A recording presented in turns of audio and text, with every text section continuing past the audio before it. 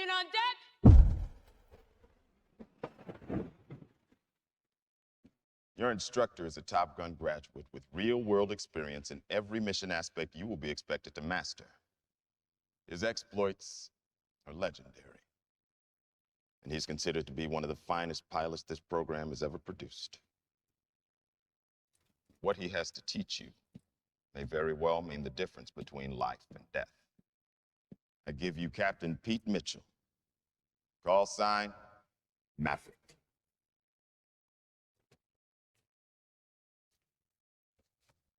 Good morning.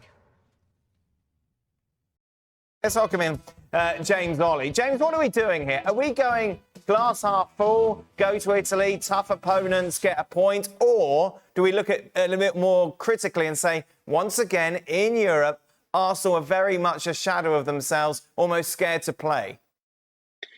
Yeah, it's a good question because last season, they had a terrible away record.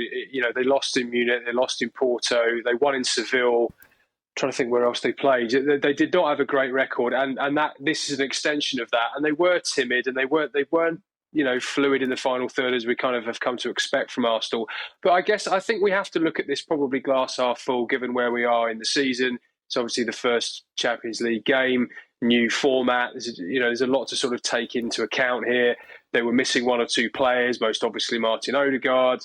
It comes in the middle of a massive week for them. They've just played the North London derby. They've got the Premier League champions Manchester City away from home on Sunday. So I think in that context, it's a positive result. And it's probably the kind of game that they would have lost a couple of years ago. They didn't quite have the same defensive resilience. They weren't really able to dig in the same way that they did in this game a year or two ago. So I think we probably look at it positively, notwithstanding the fact that there are one or two concerns about just how losing Marin Odegaard has affected the fluidity of the team going forward. Because I thought it was interesting that he went for a different approach tonight, Arteta, by dropping Havertz in and playing Jesus as a number 9. And it's quite interesting, that change of position, because I think he thinks Havertz can do the defensive stuff very well, and he's very good off the ball, and he's very diligent. And there are a few times where he was tracking back and you saw him making challenges in his own defensive third in the first half. But what you have sacrificed by playing Havertz a little bit deeper is the way that it clicked in the second half of last season when Havertz was playing through the middle and they were scoring goals for fun. And they've not quite found the answer yet, I think, to how they want to play at their best in terms of their attacking intent without Marin Odegaard. It's very strange, when after the 90 minutes of a game, you have pundits talking about whether the team went for it or did not go for it. I've never understood those kind of questions. I've never understood that line of thinking and all the different expositions that come out from it. And I say that simply because when you watch a game, you see how the game is going, right? A team can be playing the most fluid football in the league, and then they come to the Champions League, but it's still a game. It's still 11 against 11. They're going to get on the field and they're going to play that football. So no matter what the form book says, no matter what the stats say, all of that is irrelevant once the whistle goes, because the minute the whistle goes, you're going to see everything that is happening. You're going to see how the football is being played. You're going to see how the fans in the stadium are reacting. Everything is right there in front of you for you to see. So when you watch the game, and we're talking about Atalanta, who had already described, as a very a tough nut to crack, and that was borne out, right? So I'm not sure why we would have been expecting Arsenal to come to Atalanta's ground and then Atalanta would roll over. I wouldn't have expected that. I would have expected a game where Arsenal would look to make sure they didn't concede, and all the while doing that, look for the opportunities that would allow them to spring a counter or to get a goal. That is what I would have expected, and it seemed like that was their plan. And when you factor in the amount of players that are missing, then yeah, you expect that plan might be difficult to implement from an attacking point of view. So at the end of the day, I thought that game went as well as it could for Arsenal in the circumstances of how the game was played. Atalanta did not come into that game looking to take a step backwards. They came into that game full gas and they went at Arsenal. So I don't understand this thing where pundits want to talk about what they expected from the game as opposed to what happened in the game. You can say the game was boring, you can talk about all of that, but my point is what happened is what happened, and you saw what happened. So if what happened is that one team was complacent, then we say one team was complacent. If you say one other team was more aggressive and went for it more, we say all of that. We say what we saw. But when we start to have a conversation that because we did not see what we expected to see, we now make the conversation about why did we not see what we wanted to see. That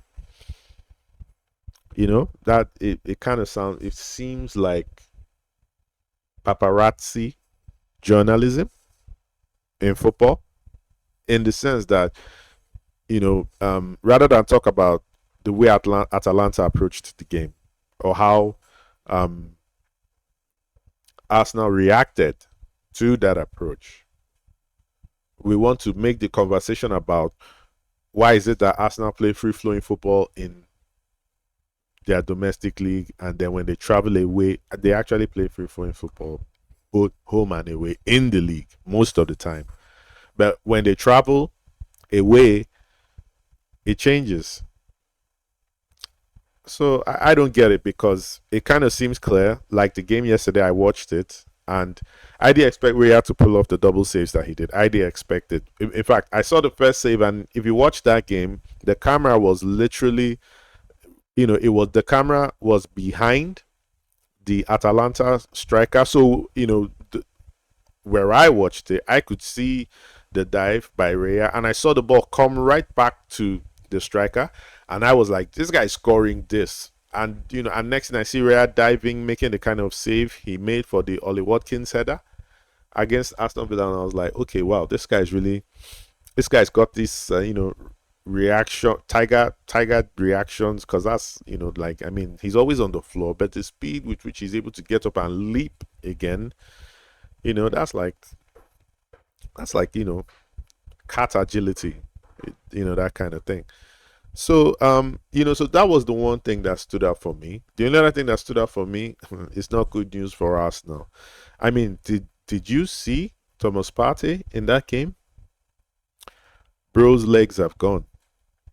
Any quick burst of speed right now takes Thomas Partey out of a play.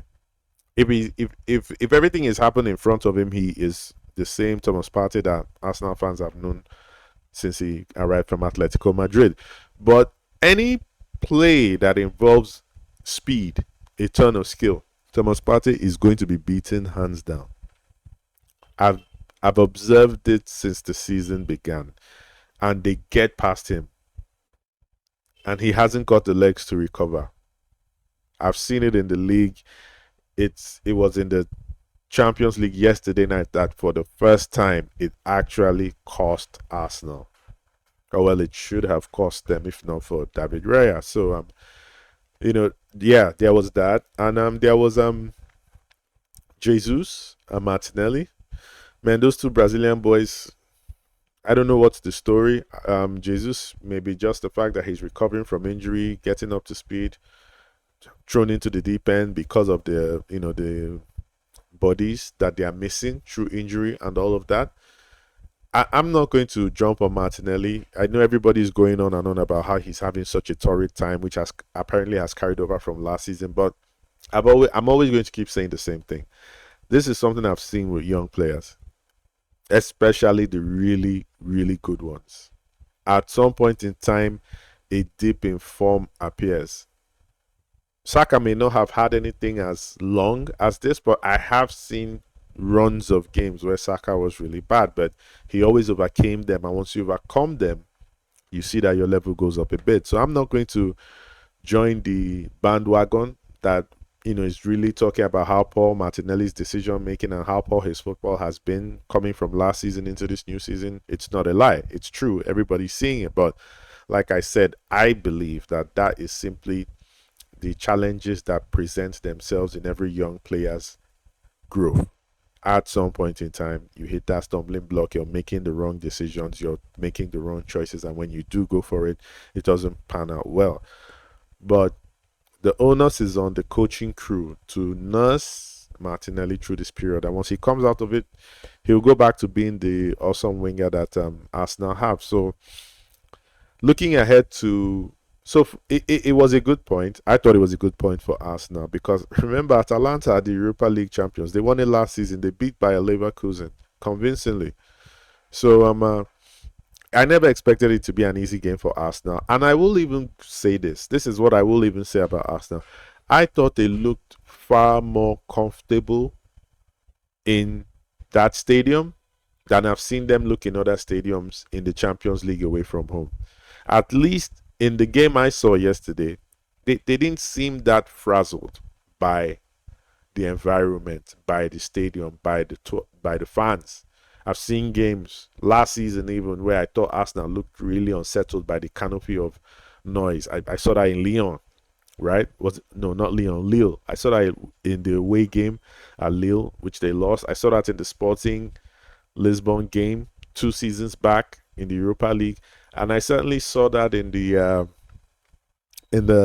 first leg of their match against Porto last season. In all these games I've mentioned, Arsenal were very, very jittery because of the environment, because of the stadium and the fans and the noise, right? I didn't see that jitteriness about them last night. What jitteriness was introduced in their game, I thought, was a natural cause of Atalanta getting the upper hand as the game went on, so that it got to the point where I knew that what was needed for Arsenal at this point in time was a good defensive shift, not so much about trying to score goals. So I just wanted to point that out.